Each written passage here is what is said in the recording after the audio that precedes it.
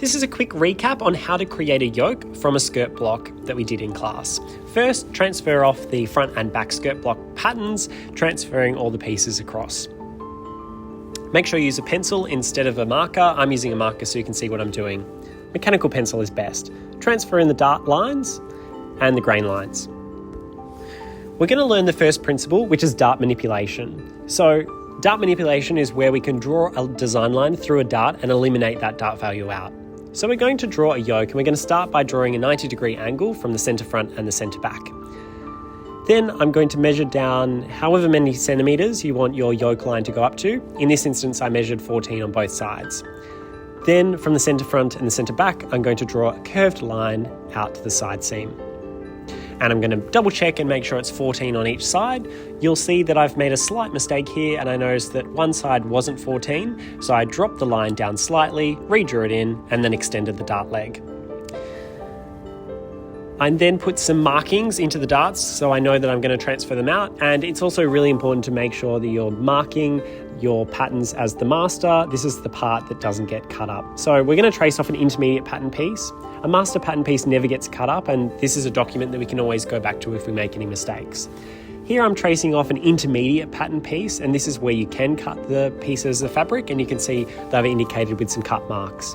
Through each process, it's really important to make sure that you're naming master pattern, intermediate pattern, and back with a style code and the number and how many we're cutting of these pieces. Once you've traced off your intermediate pattern piece, we're then going to cut up one side of the dart leg. It doesn't matter what side of the dart leg that you cut up. I prefer to cut the one going closest to the side seam so that I get a nice angle coming out.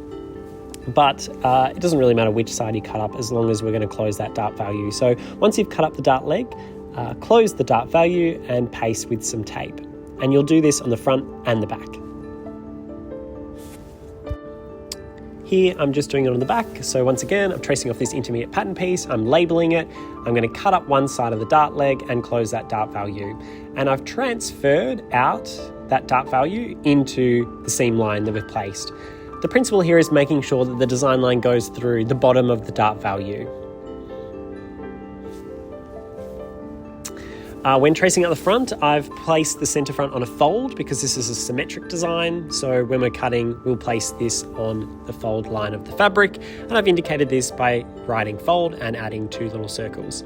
I'm then now tracing out my final pattern pieces. So I'm adding 1 centimetre all the way around, which is industry standard for seam allowance.